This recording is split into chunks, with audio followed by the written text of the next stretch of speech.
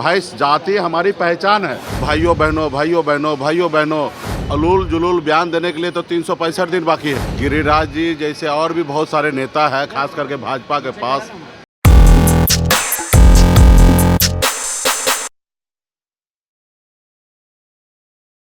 नमस्कार, निष्कर्ष भारत देख रहे हैं आप। आपके साथ मैं स्नेहा गुप्ता। लगातार चुनावी शंखनाद के बीच आरोप प्रत्यारोप का जो दौर है वो शुरू होता हुआ नजर आ रहा है और कोई पीछे नहीं हट रहा। चाहे हम बात करें सत्ता पक्ष की या बात करें विपक्ष की, दोनों एक दूसरे पे लगातार तंज कसते हुए नजर आ रहे हैं।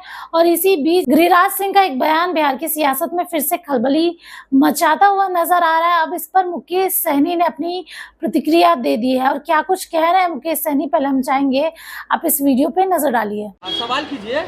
गिरिराज सिंह ने एक बार फिर से कहा है कि जिस तरह मस्जिदों को स्वतंत्र है उस तरह मंदिर को भी स्वतंत्र है।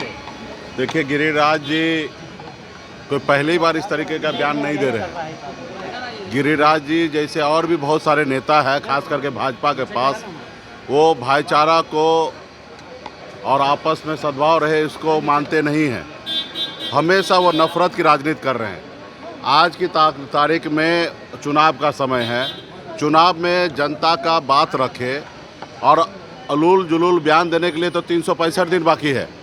वो 365 दिन स्वतंत्र है। जो जिसको गाली देना, जो जितना बोलना है, अनाप शनाप भाई को भाई से लड़ाना, हिंदू मुसलमान, मंदिर मस्जिद जो करना वो करे, लेकिन कम से कम चुनाव के समय में उसको अपना बताना चाहिए कि नवादा में 5 साल में उन्होंने क्या किया।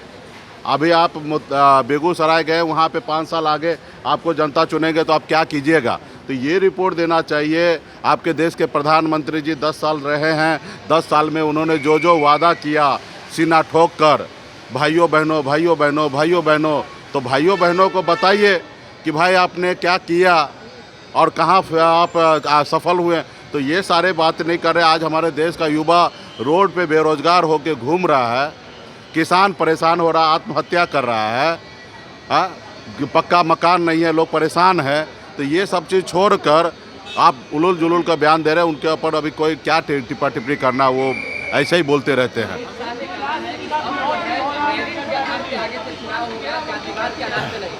निश्चित तौर पे उन्होंने जो कहा है वही तो हम लोग लड़ाई लड़ रहे हैं कि वो आरक्षण ख़त्म करना चाह रहा है। वो नहीं चाहता है कि आरक्षण मिले लोगों को, गरीब पिछड़ा को जो बहुत पीछे रह गया उसको आरक्षण मिले। वो इसलिए वो हमेशा चाह रहा है कि मेरिट पे चीज़ें हो। तो यही तो हम लोग तो कह रहे हैं। अभी वो घुमा के कह रहे हैं, लेकिन इंडप दे जाके उनका इच्छा क्या है? आरक्षण समाप्त करना। अगर मेरिट की बात कर रहे हैं तो सीधा खुल के कहिए ना कि संविधान को ख़त्म कीजिए और जो जितना है और मेरिट पे आरक्षण हम देंगे। आप तो वो नहीं कह रहे। आप मेरिट पे जाति, भाई जाति हमारी पहचान है। हर जाति का अपना एक पहचान है। सब अपने जाति में ही रहता, अपने जाति के परिवार के साथ रहता है। अपने बच्चे बेटी या बेटा को शादी उसी जाति से करते हैं। जाति हमारी पहचान है। और रहा कि मेरिट की बात है तो आप खुल के आइए मैदान में, आप भैया कहिए मेरिट पे, उस पर चर्चा कीजिए। आप आरक्षण ख़त्म करना चाहते हैं, ये मुझे पता है। इससे पहले भी मोहन भागवत जी बयान दिए थे और आज कल आपने झंझारपुर में भी आपने इस तरीके का बयान दिया कि मेरिट पे हम करेंगे। तो यही तो हम लोग कह रहे हैं कि फिर हमारे बाबा साहब भीमराव अंबेडकर ने जो कहा कि बहुत सारे लोग पीछे जो रह गए हैं। तो सुना आपने, सीधे तौर पे उन्होंने कह दिया कि गिरिराज सिंह तो हमेशा ही ऐसे बयान देते आए हैं। वो देश में आरक्षण की बात तो कभी नहीं कहते, लेकिन धर्म की राजनीति पूरी तरीके से करते हैं।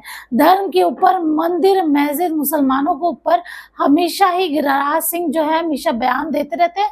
और उनका यही अंदाज जो है बिहार की सियासत में कहीं ना कहीं उनको चर्चा का विषय बना देता है। अब देखना होगा मुकेश सहनी की ये प्रतिक्रिया बिहार की राजनीति में क्या कुछ खलबली मचाती है। आप बने रहिए हमारे साथ, तब तक के लिए आपका बहुत बहुत शुक्रिया।